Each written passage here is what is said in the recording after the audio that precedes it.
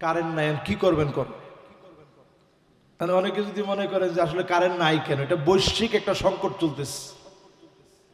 আজকের মাহফিলে কানটা খাড়া করে দিয়ে শুনেন, যদি ইরানের উপরে পারমাণবিক একটা হামলা হয়ে যায়, কারেন্ট আর চোখে দেখা লাগবে না। কথা বুঝতেছেন? ওই যে আমাদের যুবক ছেলে পেলে ওয়েফাই চালায়, মাশাআল্লাহ, যুবক মনে করছে যে হুজুরে আমার না জানি কি বলে, ওয়েফাই চালায় না এখন। ফেসবুক, ইউটিউব, টুইটার সব মুখ থুবড়ে পড়বে। এই পৃথিবীর 1/5 তেল আসে হরমুজ প্রণালী দিয়ে। আমেরিকা চাচ্ছে এই হরমুজ প্রণালীটাকে কন্ট্রোল করে, তারা অলরেডি তেল যা প্রয়োজন আমেরিকায় সব রিজার্ভ করে রাখছে। তারা চাচ্ছে পৃথিবীর মোড়লগিরিটা পুরাপুরি আপাদমস্তক তারা নিয়ে নিবে। কিন্তু লিখে রাখেন, যদি তারা একটা পারমাণবিক হামলা চালায় ইরানে, এই পৃথিবীতে 3য় বিশ্বযুদ্ধ লেগে যাবে। এই 3য় বিশ্বযুদ্ধ হলে পৃথিবী থেকে মারা যাবে মোর দেন 200 কোটি মানুষের উপরে। পৃথিবী থেকে শুধু মানুষ মারা যাবে। অসংখ্য মানুষের অবস্থা এমন হবে যারা বলবে, আল্লাহ আমি মরলাম না কেন, আল্লাহ আমি বাইচেই তো আমার জীবনের কষ্ট। ধরেন আপনার একটা বোমা লেগে আপনার শরীরের অঙ্গ প্রত্যঙ্গের হাত নাই, পা নাই, অর্ধেক চলে গেছে। এরকম ব্যক্তিদের কাছে জীবনটা সুখের না দুঃখের? এই জন্য আল্লাহ রাব্বুল আলামিন সতর্ক করে দিলেন, গোলাম কষ্টে তুমি পড়ে যেতে পারো, এর আগে আল্লাহকে চিনে নেন। যদি কষ্টে পড়ার আগে আল্লাহকে চিনেন, যদি কষ্টে ভোগার আগে আল্লাহকে ডাকেন, কষ্ট দুঃখ যন্ত্রণা যাতনা যিনি আমার কাছ থেকে উঠায় নিতে পারেন তিনি কে? 3 নাম্বার শেষ। বাকি আছে আর কয়টা? 9টা আর 7টা বাকি। এবার 4 নাম্বারটা শুনে। 4 নাম্বারে প্রিয় ভাইরা আমার, বন্ধুরা আমার, আল্লাহ রাব্বুল আলামিন এই আয়াতে কারিমা দিয়ে আমাকে আপনাকে বুঝায় দিলেন, গোলাম আমি আল্লাহ কখনো তোর অমঙ্গল আমি আল্লাহ চাই না। আমি আল্লাহ কখনো তোর কষ্ট চাই না। এজন্য দেখবেন ইমানদার দিনদার হওয়ার পরেও পরীক্ষা আছে না নাই? অনেক সময় অনেকে বইলেও ফেলে, কই ও নামাজ পড়ে কি লাভ হইছে? 2জন যুবক বাজান, এই যে 2জন, মাশাআল্লাহ, বসেন। ওরা এখানে আসার জন্য আসছে, ওইখানে একটু গরম বেশি, এখানে একটু ঠান্ডা বেশি, না বাবা? মাশাআল্লাহ। এবার একটু আমার দিকে মনোযোগ দিয়া, কয় নাম্বারে জানে আছেন? হ্যাঁ মাশাআল্লাহ। 4 নাম্বারে কি বলছি বলতে পারবেন? ওদের দিকে তাকায় ভুলে গেছি, কোন কি? একজনেরও মনে নাই?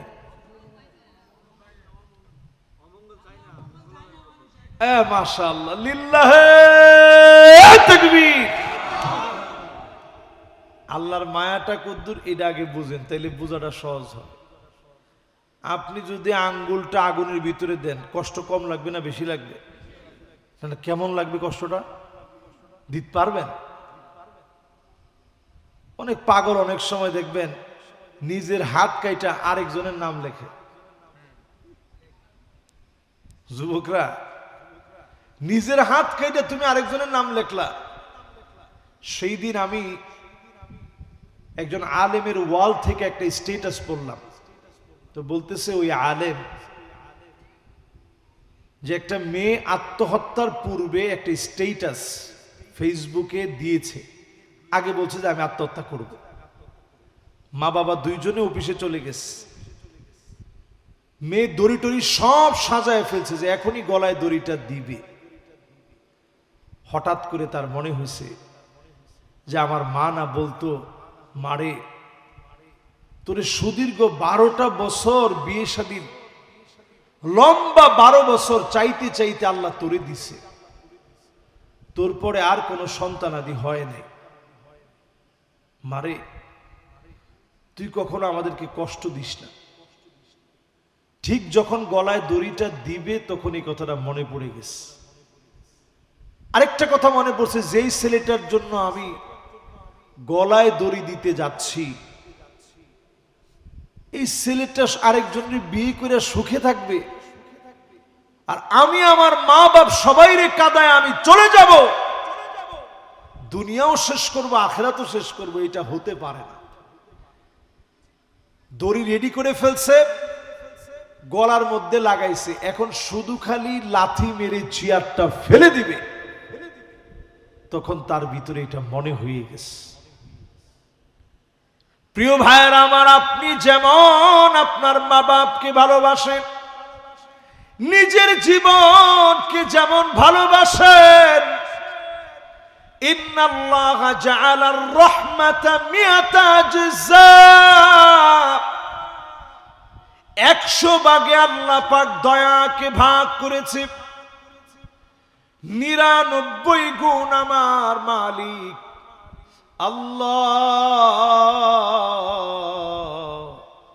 আল্লাহ পাকের কাছে রেখে দিয়েছে। 1 ভাগ ভালোবাসা দুনিয়ায় দিয়েছে। মা পেয়েছে, বাপ পেয়েছে, আপনি পেয়েছেন।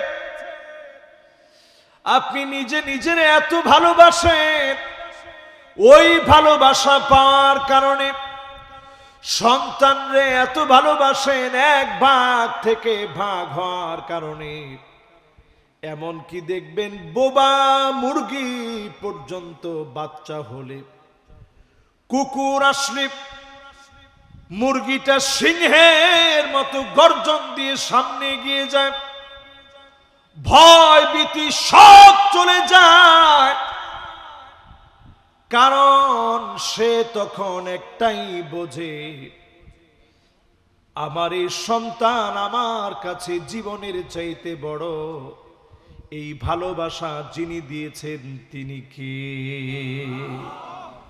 1 ভাগ থেকে যদি ভাগ হয়ে এত এত কোটি কোটি ভাগ হওয়ার পরে এদূর যদি আমার আপনার ভিতরে থাকে, 99 গুণ যিনি ভালোবাসেন, আপনারে আমারে আগুনে পুড়তে আল্লাহর কি কষ্ট লাগবে না? আরে কথা কয় না।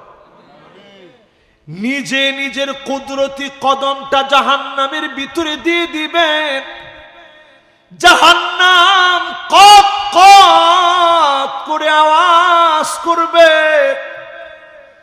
দাগি দাগি অনেক আসামিকে আল্লাহ সেদিন মাফ করে দিবেন, দাগি দাগি আসামিকে সেদিন আল্লাহ ক্ষমা করে দিবেন। অসংখ্য গোলামরা সেদিন মাফ পেয়ে যাবে। আমার আল্লাহর দয়া এত হবে, মায়া এত হবে, বান্দাদেরকে ডেকে বলবেন, গোলাম এই গুনাহ কি তুই করিস নাই? সেই দিন বান্দা বলবে, আল্লাহ এই গুনাহ নিশ্চিত আমি করেছি, শুধুমাত্র আপনার দয়ার কারণে জান্নাত পেয়েছি। একজন মানুষের ব্যতিক্রম হবে না। আমি আপনি শেষ জামানার মানুষ, এত পরিমাণ মিউজিক আমরা কান দিয়ে শুনি।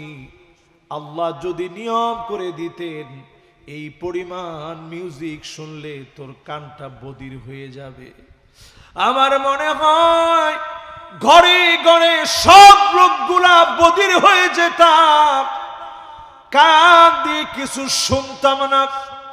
আল্লাহ যদি নিয়ম করে দিতেন, গোলাম এই পরিমাণ খারাপ ভিডিও দেখলে তোর চোখ দুইটা অন্ধ হয়ে যাবে, আমার মনে হয় আমরা সবাই অন্ধ হয়ে যেতাম।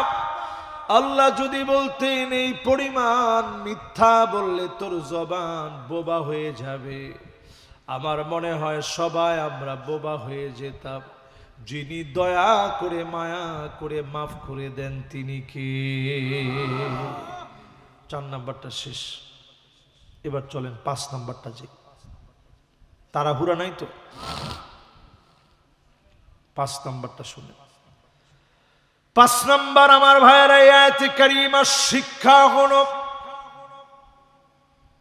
যখনই বিপদে পড়ে যাবেন, মুসিবতে পড়ে যাবেন, ইয়াকুব আলাইহিস সালাম নিজেকে সারেন্ডার করলেন আর বললেন ওয়া আ'লামু মিনাল্লাহি মা লা তা'লামুন।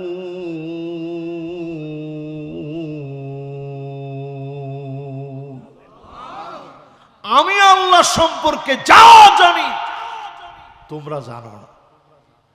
বিপদে যখন পড়ে যাবেন, আল্লাহর সবচেয়ে কাছে নিয়ে ইসমে আজম পড়ে পড়ে দোয়া করবেন, ইয়া হাইয়ু ইয়া কাইয়ুম বিরহমাতিকা আস্তাগীথ। নবীজি বদর যুদ্ধে যেদিন যুদ্ধ হবে তার আগের রাতে মসজিদে আরিশ নামে বদরের প্রান্তের সামনে ছোট্ট একটা জায়গা ছিল। নবীজি সেই জায়গায় সিজদায় পড়ে গেলেন। সিজদায় গিয়ে বারবার আমার নবী কান্দে আর আল্লাহরে বলে, ইয়া হাইয়ু ইয়া কাইয়ুম।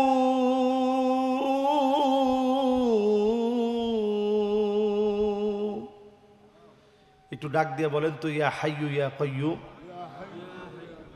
জোরে, এমনি না, আরেকটু মহাব্বত নিয়ে কন, ইয়া হাইয়ু ইয়া কাইয়ুম। হযরতে আলী নবীজির এই শব্দগুলা বারবার শুনলেন আর বুঝলেন আমার নবী বিপদের সময়ে যেই 2টা নাম ধরে ডাকতেছে, এই 2টা নাম ধরে ডাকলে যিনি সাড়া দেন তিনি কে? তাহলে আবার একটু ডাক দিয়ে বলেন তো, ইয়া হাইয়ু ইয়া কাইয়ুম। বিপদে পড়লে খাজা বাবারে ডাকেন না, বিপদে পড়লে সুলেমান ল্যাংটারে ডাক দিন না। এখন আবার সুলেমান ল্যাংটার নাম বিরাট বিখ্যাত হয়ে গেছে। ওই ফেসবুকে কি গান টান ছাড়ার পরে কি জানি অনেকগুলো নাম খুব ভাইরাল হয়েছে। সুলেমান ল্যাংটা, আরো জানি কি ল্যাংটা সুলেমান ল্যাংটা, গনিশা, আরো কত কিছু নাম। যত নামই আছে, এই সব নাম একটা নামেও আপনার কোনো কাজে আসবে না। কাজে আসবে যে মালিকের নাম নিলে তিনি কে? তারেক বিন জিয়াদ, মুসলিম ইতিহাসের ইতিহাস বিজেতা রণবীর ছিলেন যিনি। আল্লাহু আকবার। আমি গত বছর মরক্কো গেছি, ওনার বাড়িটার সামনে গিয়া এতিমের মতো আমি কাঁদছি। আল্লাহ, গোটা ইউরোপ আল্লাহর এই গোলামের হাত দিয়ে স্বাধীন হয়ে গেছে। লোক ছিল মাত্র ওনার সাথে 7,000।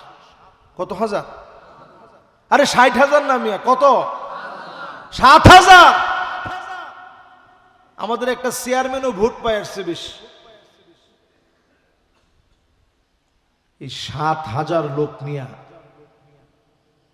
তারেক বিন জিয়াদ আটলান্টিক মহাসাগরের উত্তাল ঢেউগুলো সব পাড়ি দিয়ে ওই পারে যখন গেছে খ্রিস্টান সাম্রাজ্য, তো 7,000 লোক একটা সাম্রাজ্যের বিরুদ্ধে দাঁড়াইলে তো তিমি মাছের সামনে 50-60 জন মানুষ পড়লে যেরকম হা করে নাস্তার মতো গিলে খেয়ে ফেলতে পারে, এরকম না? কিন্তু ঠিকই তারেক বিন জিয়াদ এক চুল কোনো ভয় পায়নি।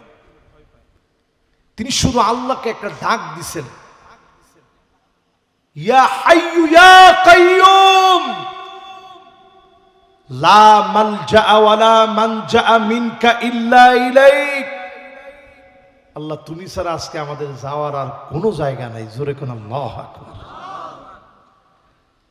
সেই সময়ের খ্রিস্টান যারা সামনে ছিল তারা বলতেছিল, ইন্না রাআইনা কাওমান মাআ তারিক বিন জিয়াদ, আমরা তারিক বিন জিয়াদের সঙ্গে এমন সৈনিকদেরকে দেখেছি, লাউ আরাদু আইয়াখলা আল জাবাল লাখালাউ, তারা যদি পাহাড়কে লক্ষ্য করে বলতো পাহাড় এই মুহূর্তে ধর, এদেরকে গিলে খেয়ে ফেল, তৎক্ষণাৎ গিলে খেয়ে ফেলতো, এমন তার বক্তব্যের পার ছিল। জোরে কোন আল্লাহু আকবার। বিজয় এমনি আসে নাই, বিজয় এমনি আসে নাই। মাত্র ৭,০০০ সৈন্যবাহিনী নিয়ে আজকের স্পেন, আজকের পর্তুগাল, এই সব আমরা শাসন করেছি ১৪৯২ সাল পর্যন্ত। ৭৫০ বছরের উপরে আমরা মুসলমানরা শাসন করেছি। জোরে কোন আল্লাহু আকবার। এই জন্য প্রিয় ভাইরা আমার, দুশ্চিন্তায় যখন পড়বেন, পেরেশানির ভিতরে যখন পড়বেন, ইয়া হাইয়ু ইয়া কাইয়্যুম বলে আল্লাহকে যখন ডাক দিবেন, যিনি আপনার আমার আপন হয়ে যাবেন তিনি আমার আল্লাহ। জোরে বলেন কে? কয় নাম্বারটা শেষ? এতক্ষণে ৫ নাম্বার। আল্লাহু আকবার। বাকি ৫টা শুনবেন না, থাকুক আজকে। তাহলে বলে ফেল দিই, কি বলেন? ৬ নাম্বার প্রিয় ভাইরা আমার, যতজন আজকে আমার সামনে বসছেন, আসাদুন নাসি বালানাল আম্বিয়া সুম্মাল আমসাল ফাল আমসাল, সবচেয়ে বড় বড় পরীক্ষা আল্লাহ নবীদেরকে নিয়েছেন। এরপরে যারা সবচাইতে সেরা সেরা মানুষ হবে, বড় বড় পরীক্ষা হবে। যত বড় পরীক্ষা হবে তত বড় যিনি আপনাকে বানায় দিবেন তিনি কে? হাদিসের মধ্যে আসছে, আল্লাহ প্রত্যেকটা মানুষের জন্য একটা নির্ধারিত অবস্থান লিখে রাখছে, যে আমার এই বান্দাটা ঠিক এই মর্যাদায় পৌঁছাবে। আপনি আপনার নিজের আমল দিয়া পৌঁছাইতে পারতেছেন না, তখন আল্লাহ একটা পরীক্ষা নিবে। এই পরীক্ষা নিয়ে রেজাল্ট হিসেবে ওই জায়গায় আল্লাহ আপনারে বসায় দিবে। জোরে কোন আল্লাহু আকবার। এই জন্য প্রিয় ভাইয়েরা আমার, বন্ধুরা আমার, নবীদের পরীক্ষা কল্পনা করেন। নবী ইব্রাহিম আলাইহিস সালাম আগুনের সামনে পরীক্ষা দিলেন। পুরো সাম্রাজ্য নবী ইব্রাহিম আলাইহিস সালামের বিরুদ্ধে। আগুনের সামনে তিনি পরীক্ষা দিলেন। আল্লাহ পাক আগুনকে ডাক দিয়ে অর্ডার করলেন, কুলনা ইয়া নারু কুনি বারদান ওয়া সালামান আলা ইব্রাহিম।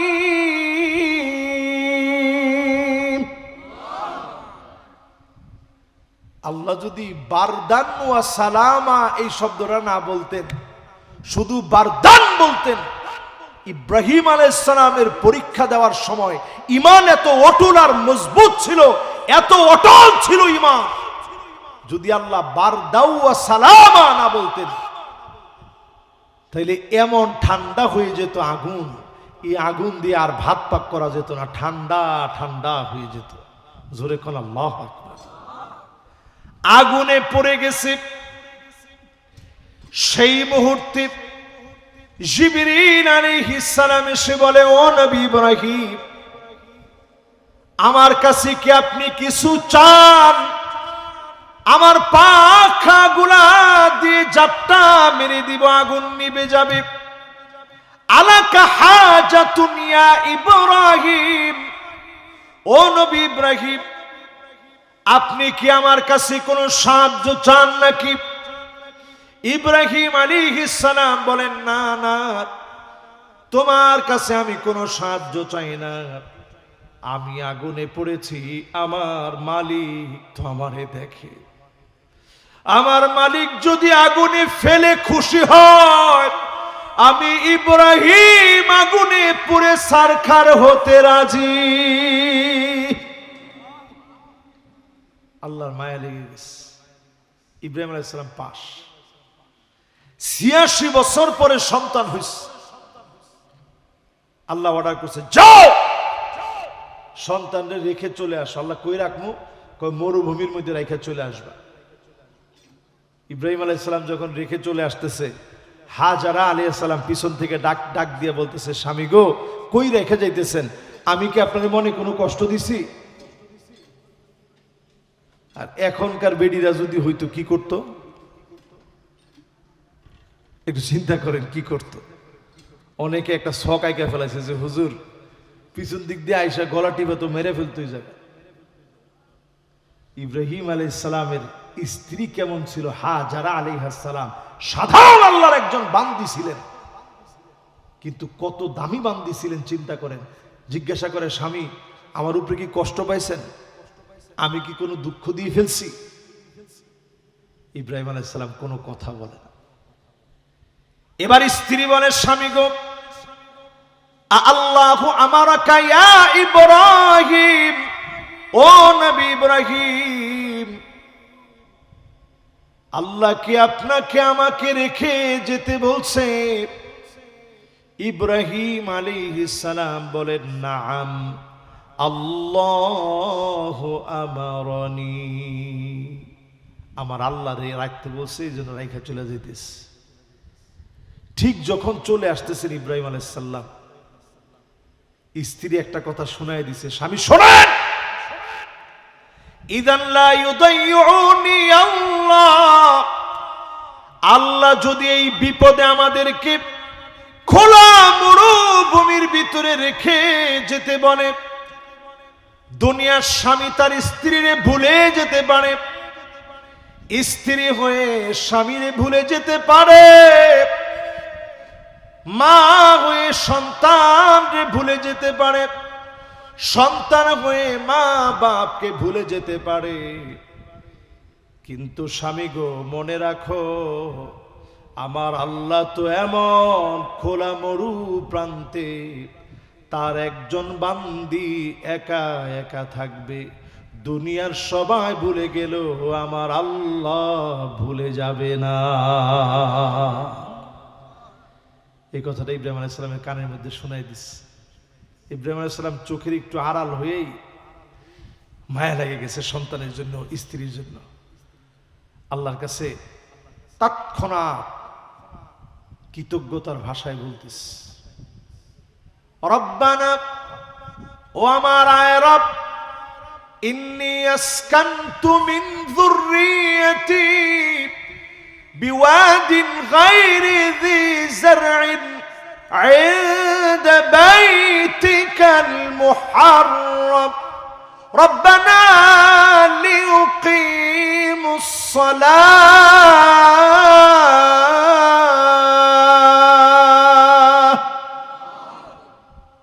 আয় আল্লাহ, আমার কলিজার টুকরা সন্তানটারে রেখে চলে আসছে।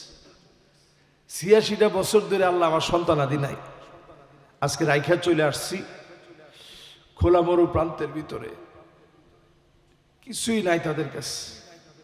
আল্লাহ, আপনি আমার স্ত্রী আমার সন্তানদেরকে দিয়া এই ভূমির ভিতরে নামাজকে কায়েম করে দিন। জোরে কোন আল্লাহু আকবার। আপনি এখন কাবায় গিয়া দেখেন, 24টা ঘন্টার এমন একটা মিনিট পাবেন না, সেকেন্ড পাবেন না, ইকো সেকেন্ড পাবেন না, ন্যানো সেকেন্ড পাবেন না যখন আল্লাহর ঘর কাবায় সেজদা হয় না। জোরে কোন আল্লাহু আকবার।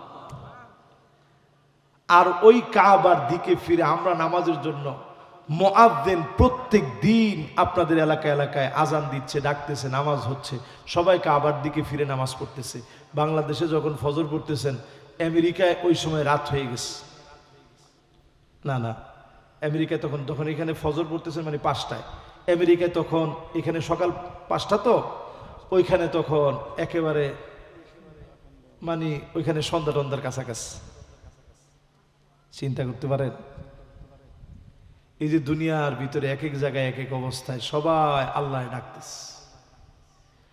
প্রিয় ভাইরা আমার, বন্ধুরা আমার, 2 নাম্বার ইব্রাহিম আলাইহিস সালাম দোয়া করলেন, আয় আল্লাহ,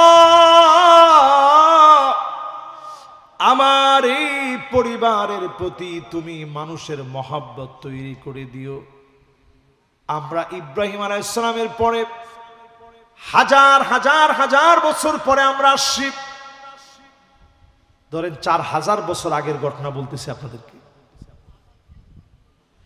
এই যে হাজার হাজার হাজার বছর আগে ইব্রাহিম আলাইহিস সালাতু ওয়াস সালামের বিশাল ঘটনা, এই 3500 3000 4000 বছর আগের ঘটনা।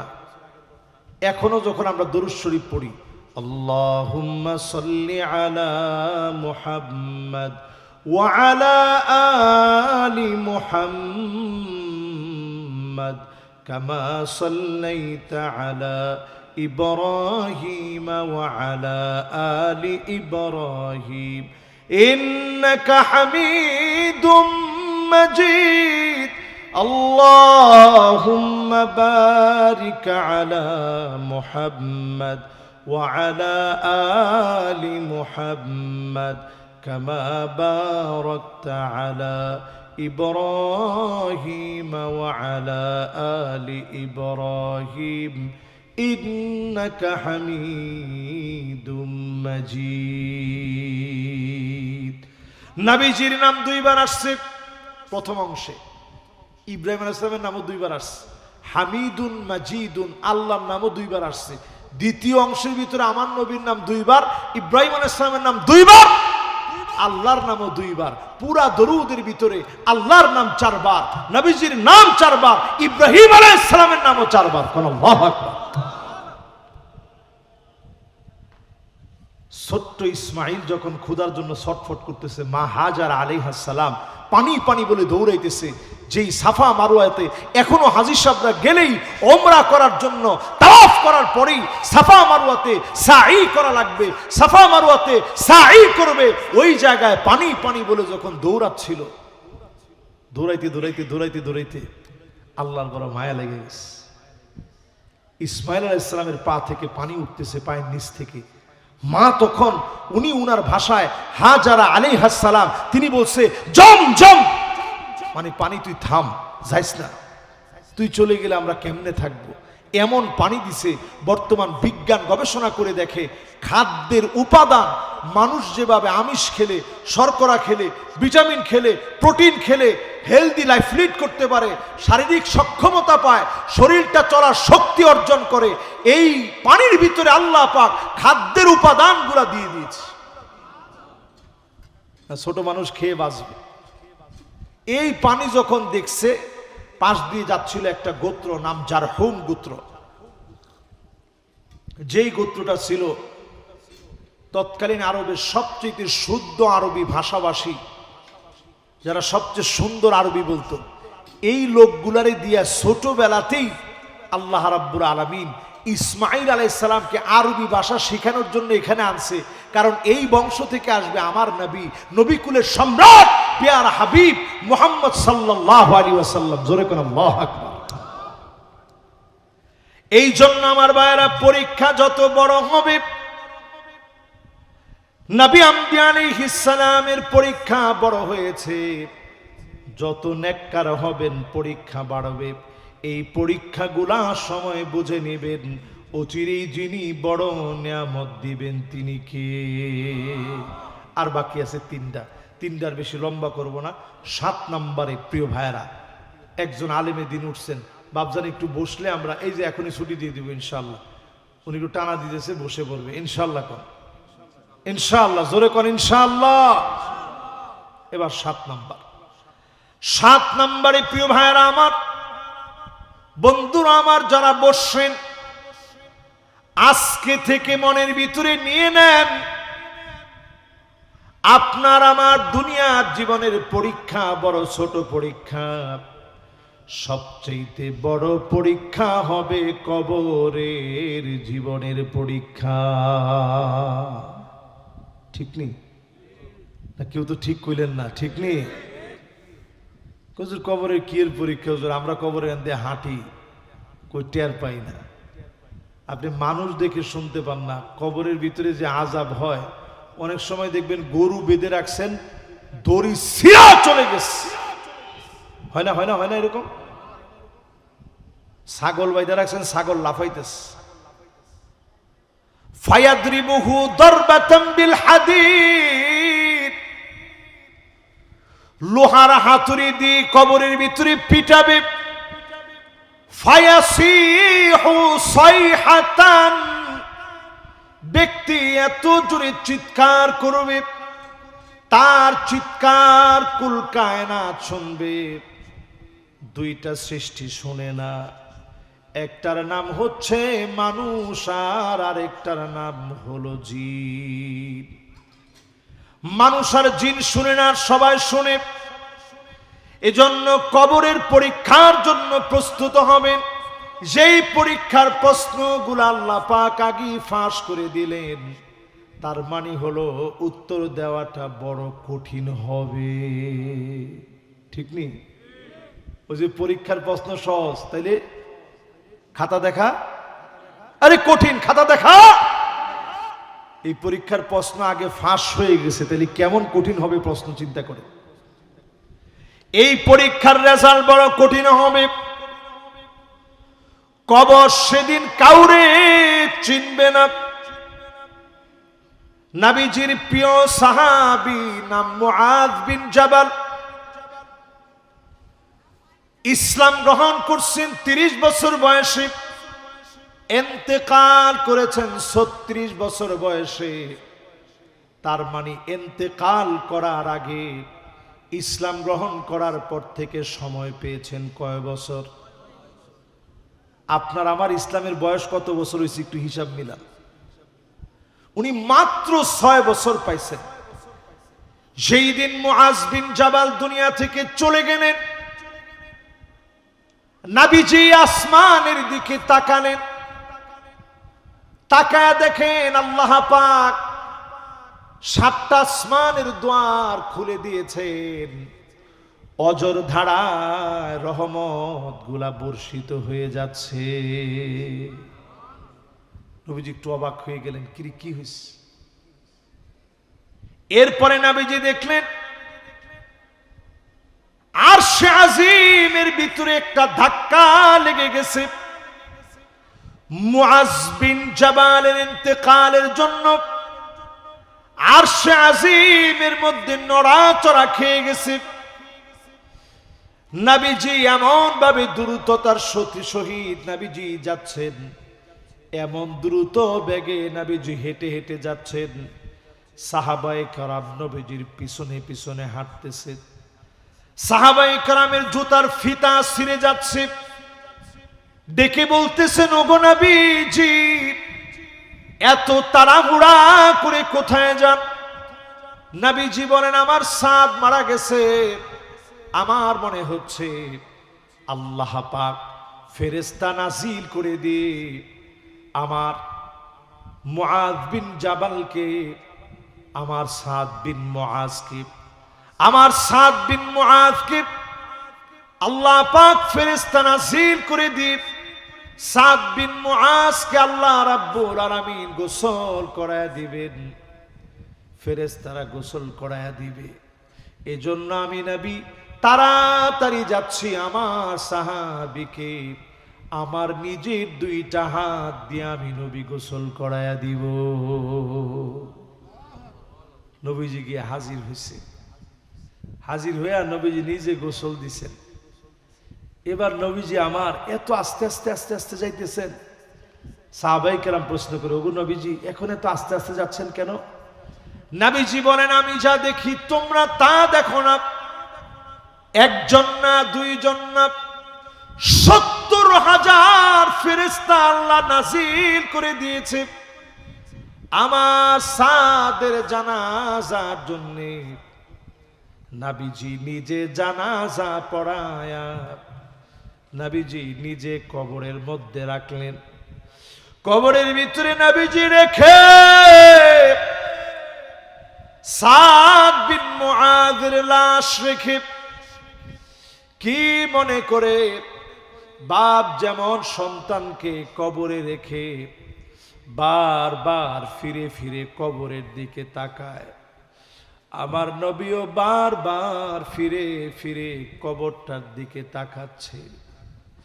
কি মনে করে আমার নবীজির দুইটা চোখ মুবারক থেকে জর্জর করে গড়া গড়া পানি পড়ে। নবীজির সাহাবায়ে কেরাম বলে, ওগো নবীজি, কেন আপনি কাঁদতেছেন? এরপরে নবীজি মুস্কে একটা হাসি দিলেন। আল্লাহর নবী বলেন, আমার সাদের কবরের মাটিটা দেখতেছিলাম চেপে যাচ্ছে। যখন কবরের মাটিগুলা চেপে যাচ্ছিল, আমি নবী কেঁদে ফেললাম। আল্লাহর বড় মায়া লেগে গেছে। সাদের কবরটা আল্লাহ রাব্বুল আলামিন আবার বড় বানায়া দিয়েছে। যারা আমার সামনে বসছেন, কবরের পরীক্ষা বড় পরীক্ষা, এই জন্য শিক্ষা নেন, এই কবরে ঘুমাইতেই হবে, পরীক্ষা দেওয়া লাগবে। এবার 8 নাম্বার, না কয় নাম্বার?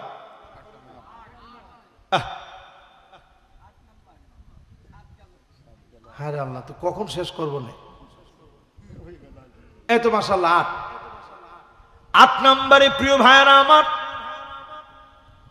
যতজন আমার সামনে বসছেন, অভিযোগ যদি করা লাগে শুধুমাত্র আল্লাহর কাছে অভিযোগ করবেন। মাল্লাম ইয়াশকু ইনদাল্লাহ, যেই লোকটা আল্লাহর কাছে অভিযোগ করতে পারে না, ইয়াশকা ওই লোকটা অভিযোগ করে ইলা গায়রিহি, এমন লোকের কাছে, মাল্লা ইয়ারহামুহু, যে তারে কিচ্ছু দিতে পারে না, রহম করতে পারে না। এজন্য যখনই কোনো অভিযোগ মনে আসবে, যার কাছে সরাসরি বলবেন তিনি কে। আচ্ছা, আল্লাহ যদি এরকম কর, আল্লাহ তুমি দিবা না কি লিগা দেওই আমারে, গুনাহ হবে? আরে কথা কেন গুনাহ হবে? আল্লাহ তুমি দিবা না কে, আল্লাহ তুমি দেও। আল্লাহ তোমার কি কোনো অভাব আছে? আল্লাহ তোমার ভান্ডারে কোনো অভাব নাই। আল্লাহ আমার কাছে তো কিছু নাই, আল্লাহ তুমি দেও। কইলে আল্লাহ কি বেজার হবে? हर हमेशा ओ देने को तैयार हो, हर हमेशा ओ देने को तैयार हो, और जो ना मांगे उससे ओ बेजार हो। দুনিয়ার সব মালিকগুলো একবার দুইবার তিনবার দিবে, তৃতীয়বার গলা ধাক্কা দিয়ে বের করে দিবে। আর আমার আল্লাহ এমন এমন এমন হাজার লক্ষ কোটি বারানা যতবার চাবেন আমার আল্লাহ খুশি হবে, না চাইলে যিনি বেজার হবেন তিনি কে? 8 নাম্বার শেষ। এবার কয় নাম্বার? 9 নাম্বারে প্রিয় ভাইরা আমার, মুমিন কখনো হতাশ হয় না, মুমিন কখনো দুশ্চিন্তায় পড়ে যায় না। মুমিনের একটা আশ্রয়ের জায়গা আছে, সে আশ্রয়ের জায়গা হচ্ছে আমার আল্লাহর জায়গা। আমার আল্লাহ মুমিনের অন্তরের মধ্যে সব সময় থাকে। আপনি যখন বলবেন ইয়াকা না'বুদু ওয়া ইয়াকা নাস্তাঈন,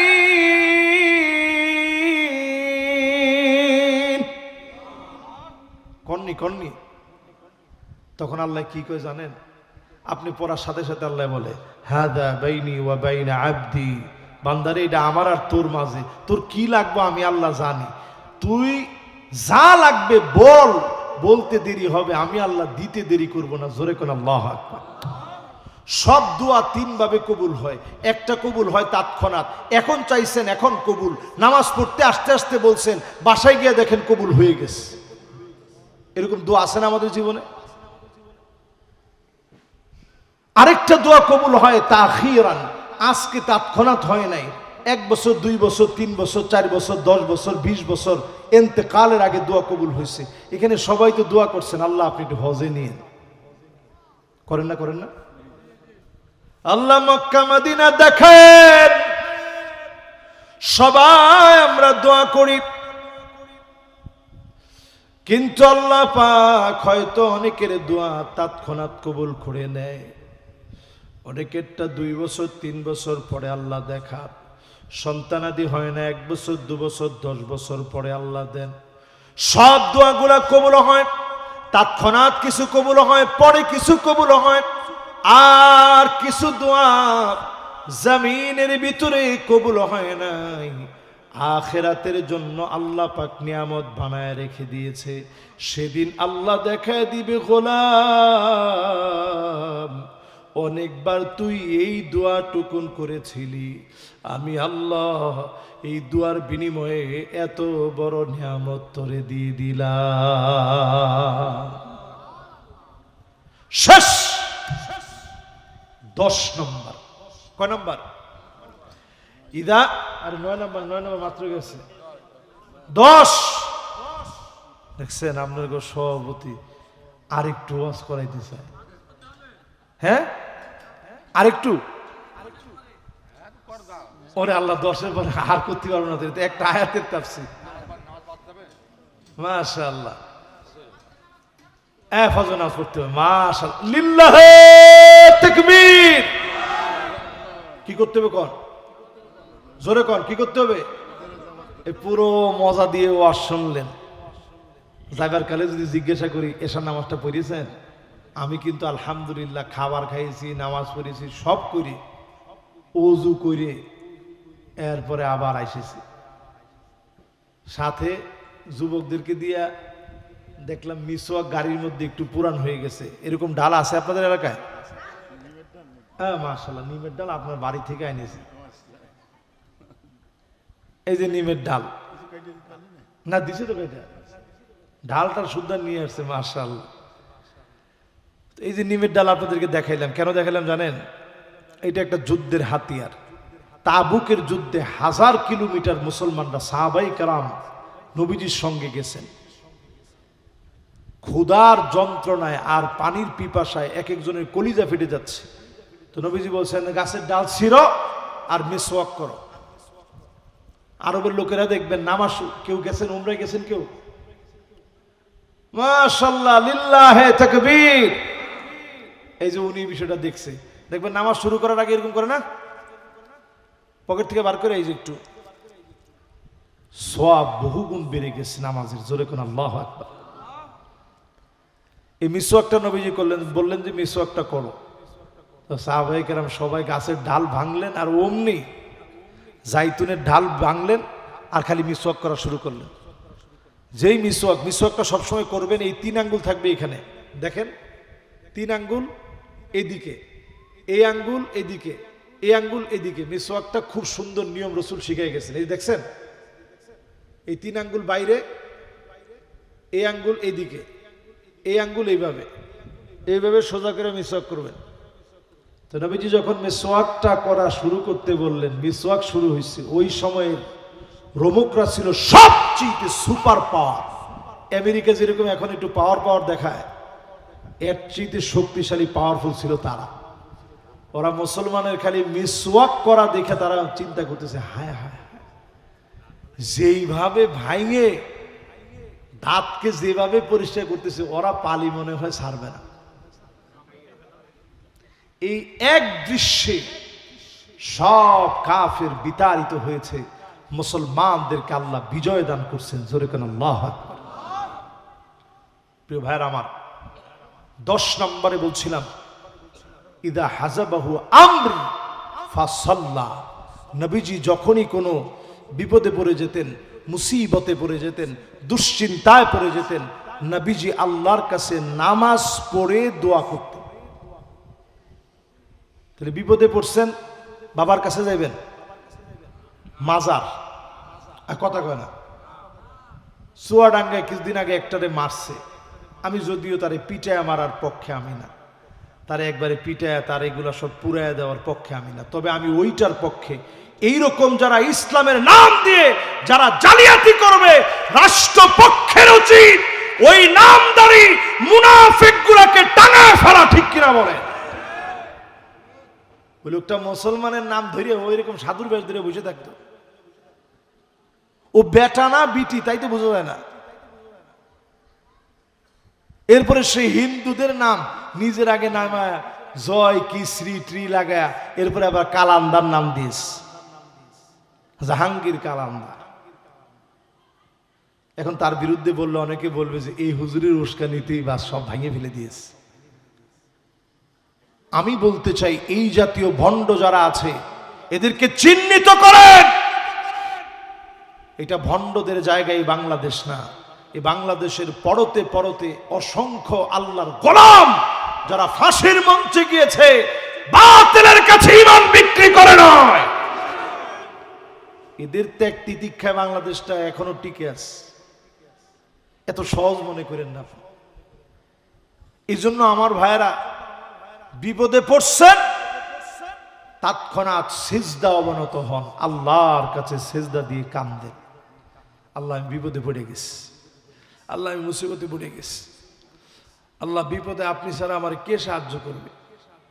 আল্লাহর কাছে মনের অভিযোগগুলা সব ভাঙা ভাঙা ভাঙা ভাঙা বলেন। দেখবেন দিলটা ঠান্ডা হবে, মহাব্বত বৃদ্ধি পাবে, মনের যত না যন্ত্রণা সব দূর হয়ে যাবে। একমাত্র যিনি পেরেশানি দূর করতে পারেন তিনি কে? শেষ চারটা কথা বলে আমার মাহফিল শেষ করতে চাই। মান আরাদা সাহিবাহু ফাল্লাহু ইয়াকফি। যদি আল্লাহরে বন্ধু বানান, সবচাইতে বড় বন্ধু আপনার বন্ধু হয়ে গেল। সারা দুনিয়া মিলে যদি শত্রুতা করে, ভয় পাবেন না, যিনি আপনার বন্ধু তিনি কে? ওয়ামান আরাদা মুনিসান ফাল কুরআন ইয়াকফি।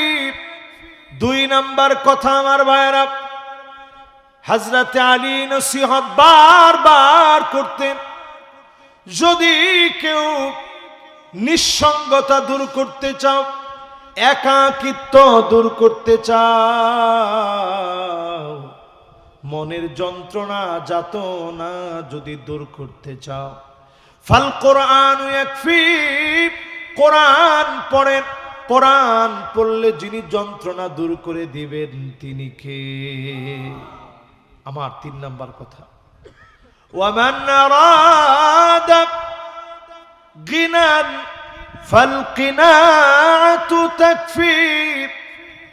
আপনি যদি অল্পে নিজেরে তুষ্ট বানায় নিতে পারেন, যিনি আপনাকে অল্পে খুশি হয়ে যাওয়ার কারণে যিনি আপনাকে ধনী বানায় দিবেন তিনি কে? এবার আমার 4 নাম্বার কথা, ওয়ামান আরাদাল ওয়া'দ ফাল মাউতু ইয়াকফি। আপনি যদি মনে করেন ওয়াজ শুনবেন, মৃত্যু থেকে শিক্ষা নেন, জানাজার নামাজ থেকে শিক্ষা নিয়ে নেন। এজন্য নবীজি জানাজা নামাজে সাহাবায়ে কেরাম যখন আসতেন, নবীজি ডাক দিয়া বলতেন, সল্লু ক্বাবলা আন তুসাল্লা আলাইক।